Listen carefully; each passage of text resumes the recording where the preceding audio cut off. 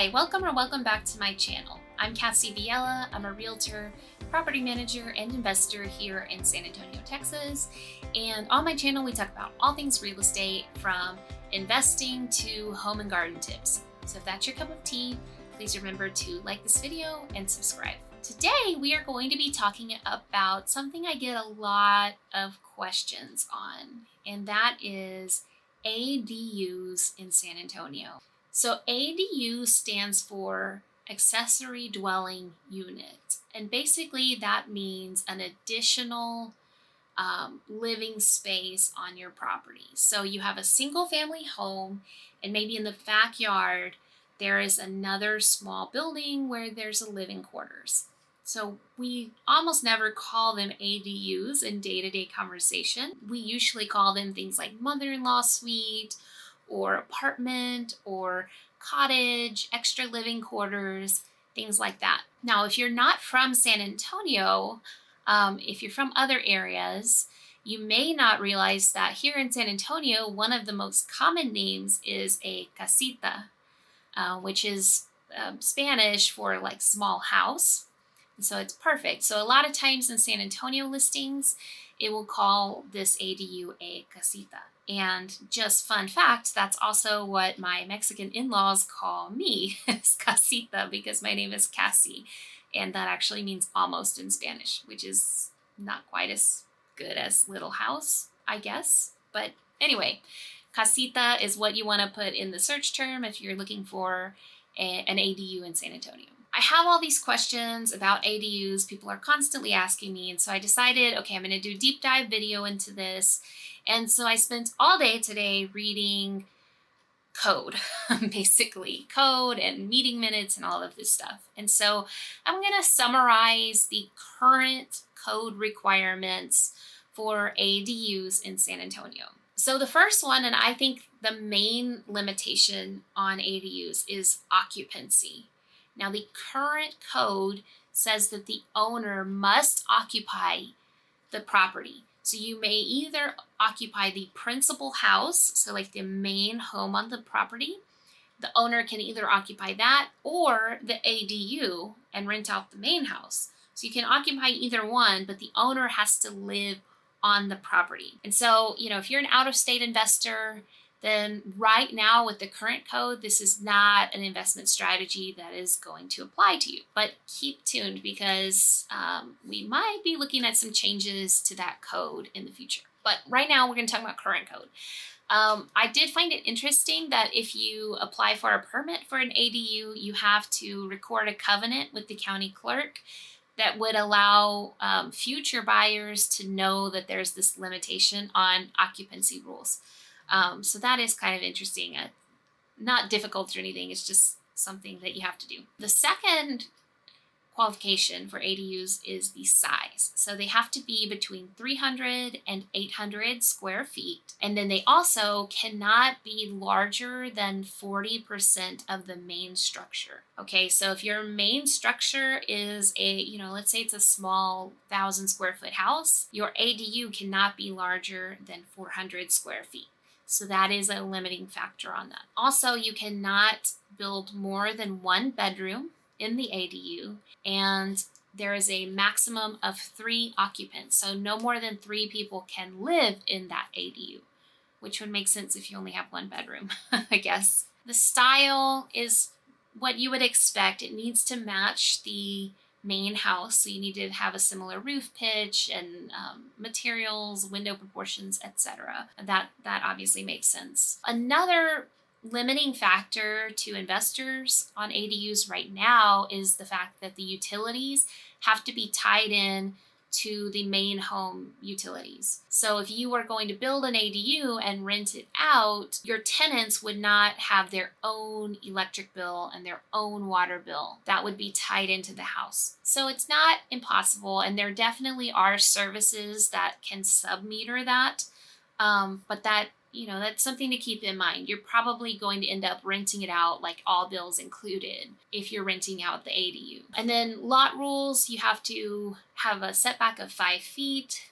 And then another pretty limiting thing is that right now with current code, the parking has to be in behind the front yard. So they don't want a bunch of street parking. They want to make sure that if you're going to have another family living on the premises, that there's plenty of parking space. Right now, if you wanted to build an ADU, let's say you live in San Antonio and you have a large lot in a great location, and so you're like, hey, I can throw an ADU up and make some rental money. I think that's a great idea. Right now, what you need to do is apply for an accessory dwelling permit. Now you apply for this using the standard residential building permit. And so I did a screen grab here. So you just kind of like a normal permit you would fill out, except you would just check accessory dwelling unit. So it's not super complicated to get this permit. All of that was the current UDC, or the current building code for San Antonio. In 2017, though, Mayor Nuremberg started the Mayor's Housing Policy Task Force, and that was to address the housing crisis that San Antonio is in. So if you imagine, this started in 2017. The housing crisis between then and now has just gotten exponentially worse. So we really need this more than ever now. So this policy task force was started. And then, of course, there are lots of subcommittees that make up this task force. And one of those is the Removing Barriers to Affordable Housing Working Group. I don't know why governments like to name things really long names. That's why we have so many acronyms, I guess. But that's the working group. And then another subcommittee of that group is the Accessory Dwelling Unit Subcommittee. And I found a lot of really fantastic reports that these groups have done. If you are worried about affordable housing in San Antonio, then I really recommend pulling these up. They're really easy to find on the city's website and looking at some of the solutions that they are proposing. I found it all very fascinating. I may actually make another video about that. I don't know. But if you're interested, it's there, and it's a good read. But the most recent report that I was able to find is from right before the COVID lockdown started. So I have a feeling that this committee was doing some good work, that they had gotten to a place where they had some recommendations to make. And then before those could be implemented, COVID happened and everything's kind of been frozen. So that's what I think has happened.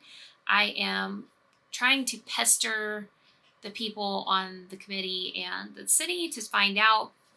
So I'll let you know if I can ever find that out. But this group, all of that to say that this group identified ADUs as a really good way to partially solve the housing crisis, because not only can they provide cheaper rental prices inside of the city. So right now, rents tend to get lower as you drive out further from the city. And so then that creates a traffic problem. So this group is saying, if we can open up some of these larger lots on the interior of the city and allow renters to live there, then we can really solve some traffic problems, and we can solve some affordable housing problems and a lot of problems with one thing. So that's really interesting. And then also, because that would be rental income, that could help residents who are maybe on a fixed income, that can kind of help them keep up with inflation and things like that. So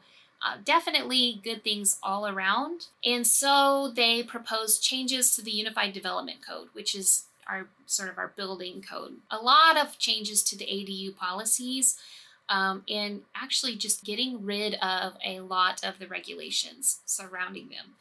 And so the biggest thing, in my opinion, is that they are eliminating, or they suggest eliminating, the owner occupancy requirement. And so the reason that that's such a big deal is because for example, if I own a rental property that has a pretty big lot, now I could go in and add an A.D.U onto that and have a second rental there, and that's inside the city, and it could be cheaper, etc. So I think that that's really going to help get more ADUs into the city. One of the caveats, though, or there's a couple of caveats. So they want to open it up to non-owner occupants, but only if the owner signs an affordability covenant, which They didn't really define, so I don't know exactly what that means, but essentially they're letting you do this so that you can provide some affordable housing. So you're supposed to do that. And then also, it would ban you from using it as a short term rental because the point of the policy is to help with long term housing issues, not with tourism. So that's um, that's the rules as they're recommending right now. So this is not current policy. This is what this group is recommending. Then they're also wanting to allow the utilities to be separate, which would make it more like a typical rental. And then they would like to relax the parking requirements and remove that 1 bedroom limit and remove the maximum of 3 occupants limit. So really, really relaxing a lot of those regulations that exist right now to try to make it easier for people to add an ADU. Now, the two main impediments to building an ADU, I would say, are lending and appraisals. So lending is going to be a little bit difficult, because it's not sort of your typical, you're not buying a home, you're building a home behind your home, it's a little bit different. With the appreciation in San Antonio recently, I think a lot of people would have equity to do like a home equity line of credit or a home equity loan, or cash out refinance, second mortgage, things like that, or construction loans, renovation loans, things like that. I found a really good guide, and this is from, I sourced it at the bottom, but yeah, this was a really good guide to all of the different options that you could get as far as lending goes. So appraisal problems are also an issue when it comes to ADUs. So appraisers use 3 different methods to evaluate a property. They use the sales comparison approach, which means that they find similar properties in the same area sold recently so they can compare your property to the other properties that have sold. Second, they can do an income approach, which is more often used with like rental properties, multifamily properties, commercial properties. But that takes into account basically your ROI, your income on that property. And then the cost approach is basically how much did it cost to build this thing. The cost approach is usually not given very much weight. And then for single family homes, most lenders and appraisers are going to mainly use the sales comparison approach. There's even rules like Freddie Mac says it's not acceptable to use the income approach in a single family home. So Fannie Mae, Freddie Mac make it difficult to use the income approach, which would actually be more appropriate for evaluating ADU. The appraiser is left having to find comparable sales with an ADU, which is very difficult to do in San Antonio. First of all, there's not a ton of ADUs, and then the ones that do exist are often not permitted. So they're illegal ADUs. And from what I read, I went through a lot of like appraiser periodicals, and from what I read, essentially if something's not permitted, a lot of appraisers will count it as basically a storage unit, a storage shed instead of an actual living quarters. So that can be hard. So it's probably, the appraisal is probably going to come in lower than the money you spent building the ADU. So I mentioned that because, the strategy, if your strategy is to renovate the property and add this and then try to refinance out, you're probably going to have a hard time with that refinance because the appraisal is not going to come in as high as the money you spent to build the ADU in most cases. So you want to, if you're flipping or something, it's not a good thing to add for a flip.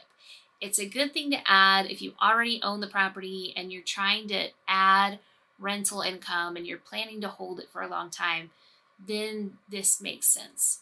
I found this Association of Texas Appraisers article where the Appraisers Research Foundation, or TARF, did a research study in Portland on ADUs and basically found that there's a high degree of subjectivity. They looked at different estimates of the same permitted ADU that ranged from $10,000 to $100,000.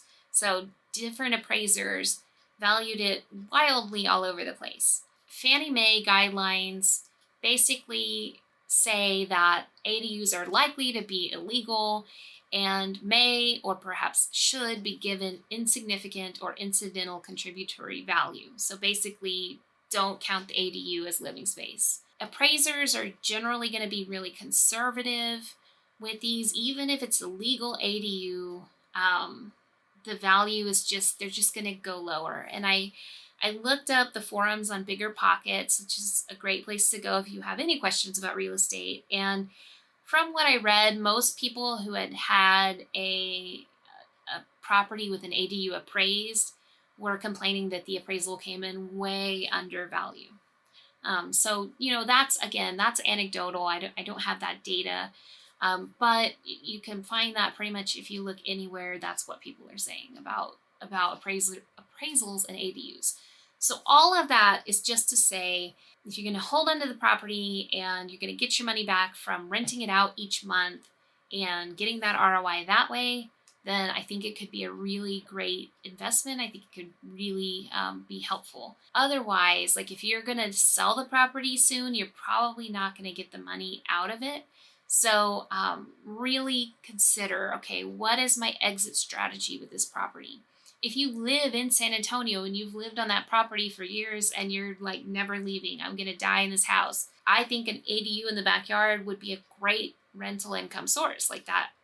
You would be able to do that now with the current laws. You don't even have to wait for those laws to change. So I think that could really work. But if you're an investor and you're trying to do like the BRRRR strategy or flip or anything, it's probably not going to work unless it's a long-term buy and hold. So I hope that was helpful. I didn't go into the cost of building an ADU just because it's really all over the place.